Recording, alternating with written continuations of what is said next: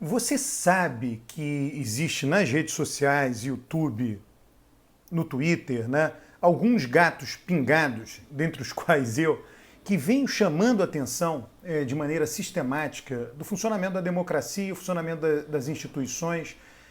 Só para que você entenda, tá? A minha chave de análise é que minha chave de análise é uma chave de análise macro, tá?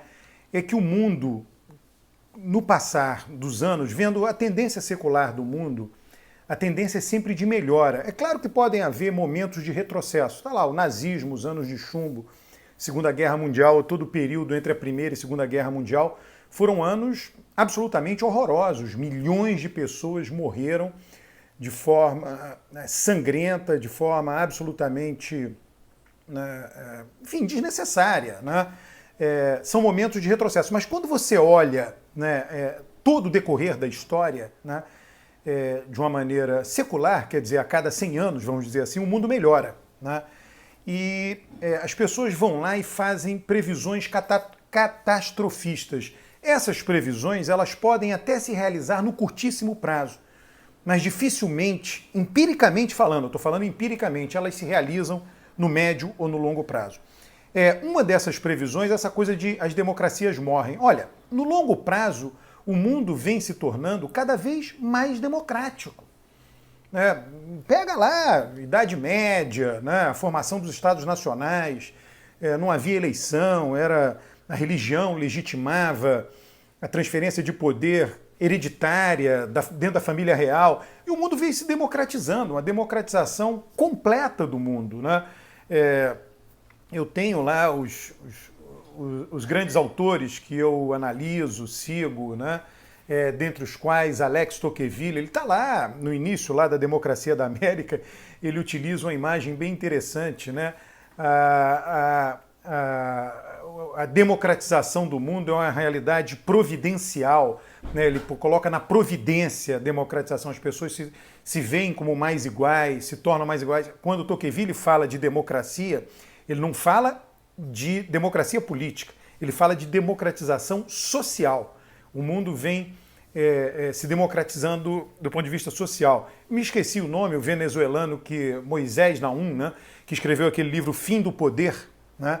Ele tem vários pontos muito interessantes no livro dele, mostrando como é que o poder vem se descentralizando na história da humanidade, como é que ele já foi muito mais concentrado e como ele é hoje muito mais desconcentrado. São evidências empíricas, tá?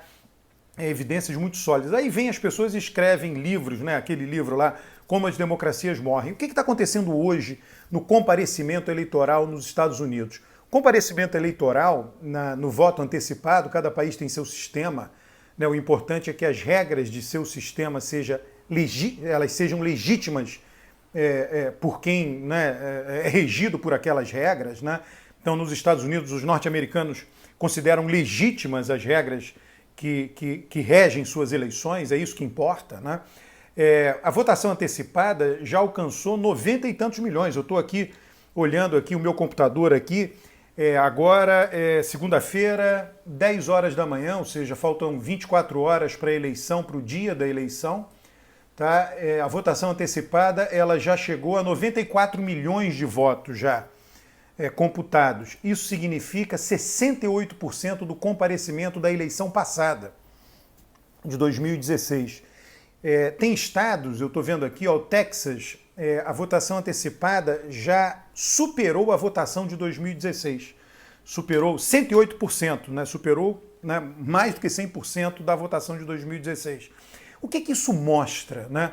Mostra que o eleitorado se mobilizou, né? Mostra a vitalidade da democracia. Você dizer que as democracias morrem com a votação antecipada desse tamanho é contraditório, absolutamente contraditório. A votação antecipada norte-americana mostra que o povo, que é o elemento fundamental da democracia, acredita na democracia e que o povo está legitimando a democracia. Isso é um processo de legitimação da democracia. Ora, se tanta gente vai na votação antecipada, as previsões, vamos ver amanhã, depois de amanhã a gente vai saber que será o maior comparecimento da história dos Estados Unidos. Ora, se for o maior comparecimento da história dos Estados Unidos, será a maior disposição dos eleitores exercerem o seu poder pelo voto. Nada mais democrático. Qual é a instituição central da democracia? A instituição central, existem várias, mas a instituição nuclear, a instituição central, né, da democracia é o voto. Ora, se este voto é extremamente mobilizador, o eleitor, se o comparecimento de fato, como tudo indica, já é, no Texas é maior do que a eleição passada, né? Então, se o comparecimento ultrapassar o comparecimento da eleição passada, ele mostrará que os eleitores norte-americanos acreditam na democracia, legitimam a democracia, acreditam que o seu voto tem o poder de mudar o mundo na direção dele, eleitor. Tá? O eleitor do Trump acha que está mudando, que o Trump é uma mudança com relação ao que vinha antes do establishment. O eleitor democrata tem que tirar o Trump daí, é uma mudança. Então, eles estão legitimando. Ora, é impossível dizer que a democracia está morrendo diante de uma evidência dessa. Tá? Se a instituição central, que é o voto, mostra tamanha vitalidade, a democracia não está morrendo. Tem gente, né, que critica o sistema norte-americano. Cada estado tem uma forma, né, de votação, né? Na Califórnia, por exemplo, os republicanos espalharam urnas pelas cidades lá para recolher votos, né, com o objetivo de jogar fora os votos, rasgar os votos. E aqui no Brasil a gente não entende isso. Tá? Vale lembrar o seguinte, é lei, né, que o voto, né, em alguns estados, no caso da Califórnia, você pode votar e um terceiro pode levar o seu voto, depositar o seu voto. Então, os republicanos, ao espalharem essas urnas, cujo objetivo era, né, jogar fora os votos, eles não estavam cometendo nenhum crime. Eles estavam dizendo, deposite nessa caixa, eu sou um terceiro, vou levar lá. A lei permitiria isso. Tá? Não sei se é crime não levar, enfim, né, mas seria um terceiro pegando o seu voto. Tá? O fato é que, por mais estranho que isso possa parecer para nós, isso é legítimo do ponto de vista deles, norte-americanos. E outra coisa importante que vale a pena chamar a atenção é que cada estado tem seu regramento, né, o que para nós pode parecer uma verdadeira bagunça. Mas a gente sempre tem que levar em consideração as dimensões econômicas e as dimensões da complexidade dos Estados Unidos. Por exemplo, o Texas tem as suas regras eleitorais. Cada estado tem suas regras eleitorais. Para que você tenha uma ideia, do ponto de vista econômico, o Texas tem o mesmo PIB do que a França. O estado de Nova York tem o mesmo PIB que o Brasil.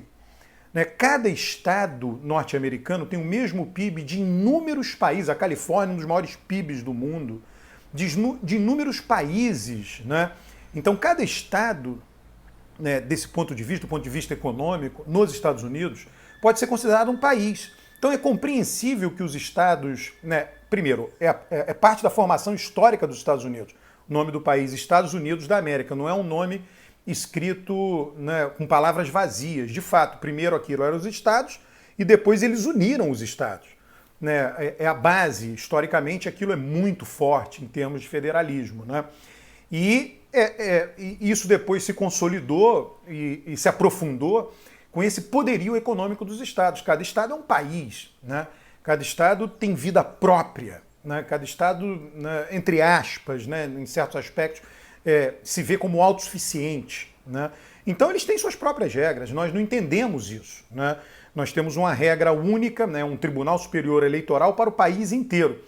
Né? Pensando em termos de PIB, de riqueza, é como se houvesse um TSE, existisse um TSE em Nova York, né? o que faria todo sentido. Tá? Então as regras variam muito. Não adianta a gente tentar. As pessoas agora estão questionando o colégio eleitoral. Eu vi gente, quer dizer, um verdadeiro absurdo, dizer que os Estados Unidos não são uma democracia por causa da existência do colégio eleitoral. Ora, o colégio eleitoral é ou não é aceito por eles? Explícita ou tacitamente? É isso que importa. Se a regra é considerada legítima lá, se sim ou não. Tá? Você tem vários argumentos. O objetivo do colégio eleitoral é dar mais poder a estados pequenos. Então você pode olhar de outra maneira, né? Qual é a relevância de um estado pequeno na eleição do Brasil? pouca ou nenhuma. Alagoas, Sergipe, tem poucos, Rondônia, Roraima, né, tem poucos eleitores. Ninguém nunca diz, olha o peso. Nos Estados Unidos, os estados têm peso. Eles ficam esperando para onde vai tal estado, para onde vai a Pensilvânia, para onde vai a Flórida, para onde vai o Texas, para onde vai o Wisconsin, né? Para onde vai? Isso é puro federalismo, né? Para onde vão determinados estados? É a valorização do federalismo. Então isso tem uma base cultural muito forte. As pessoas não entendem. Acham que isso é ser não democrático. Alguém pode dizer não democrático é nenhum estado ter nenhum peso, né? Ou digamos assim, só 2 ou 3 estados muito populosos, no caso do Brasil, sei lá, né, São Paulo, Minas, ter um peso imenso e outros estados não terem peso algum, né? Então são réguas diferentes, né? Eu acho que é a maneira de compreender. Mas a democracia, por essa votação nos Estados Unidos, eu falo, né, um pouco antes da gente saber quantos de fato vão ter votados, porque eu falo, né, acreditando nessa alta probabilidade de um comparecimento maior do que o da eleição passada, a democracia nunca esteve tão forte em função do comparecimento eleitoral nos Estados Unidos. Inscreva-se no canal, curta o vídeo, comente os vídeos. Um grande abraço.